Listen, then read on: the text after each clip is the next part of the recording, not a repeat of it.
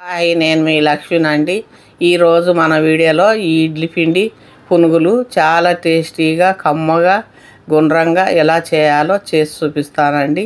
ఈ ఇడ్లీ పిండి పునుగులు ఇలా చేసుకుంటే చాలా టేస్టీగా ఉంటాయి. ఈ ఇడ్లీ పిండి పునుగుల కొరకు ఇడ్లీ పిండి ఇది ఇడ్లీ పిండి అండి. మేము పునుగులు చేయాలనుకున్నప్పుడల్లా కొంచెం ఇడ్లీ పిండి ఎక్కువ చేసి పెట్టుకుంటాము. ఇది ఒక గిన్నెతోన కొలిసి చూయించుకుంటే మనకు కరెక్ట్ అయిన కొలతలతో బాగుంటాయండి పునుగులు. ఇడ్లీ పిండి ఎన్ని గిన్నెలు అయినావో నేను కొలిసి చూపిస్తాను. ఈ గిన్నెతోటి 4 గిన్నెలు ఇడ్లీ పిండి అయిందండి. మైదా పిండి ఒక గిన్నె, 4 గిన్నెలకు ఒక గిన్నె మైదా పిండి తీసుకుంటే మనకు సరిపోతుంది. మీకు ఇష్టం లేకపోతే గోధుమ పిండి అయినా వేసుకోండి.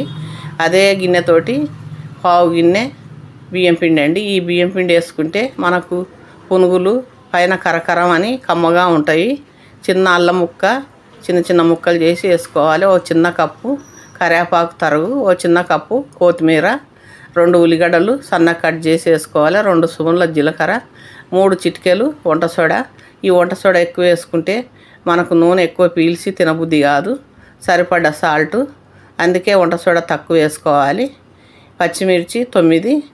ఇలా ఒక మిక్సీ జార్ తీసుకొని ఇలా ముక్కలు చేసి ఇవి కొంచెం సాల్ట్ వేసి మిక్సీ పట్టుకోవాలి. కచ్చపచ్చగా ముక్కలు చేసి దాంట్లో పిండిలో వేసేసుకుంటే పిల్లలు ఆ ముక్కలు తీసేయడం సరిపోతుందండి. మనం కచ్చపచ్చగా రుబ్బుకున్నామంటే దాంట్లో పిండిలో కలిసిపోతుంది, ఇంకా తీసేయాల్సిన అవసరం లేదు.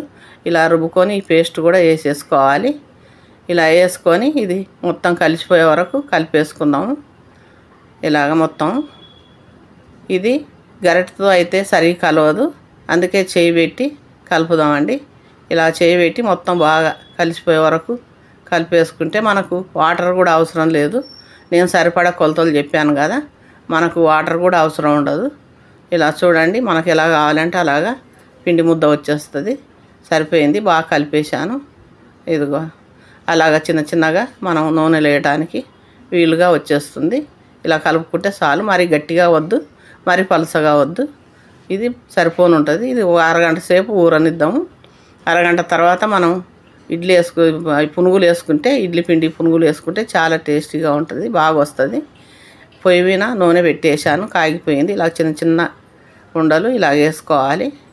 మరి లావుగా వేసుకుంటే లోపల వేగదు, పైన తొందరగా కాలిపోతుంది.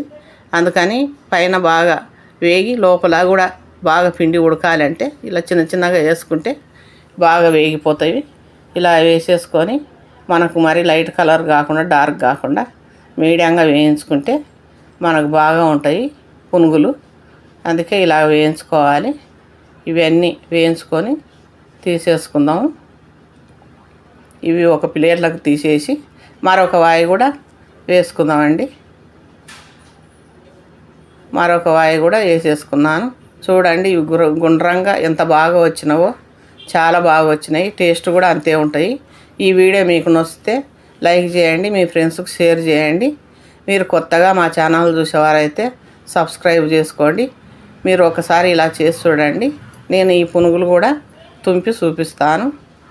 చాలా టేస్టీగా, పైన కరకరమని లోపల చాలా గుల్లగా, చూడండి ఎంత బాగా పొంగి లోపల గుల్లగుల్లగా ఉన్నాయి.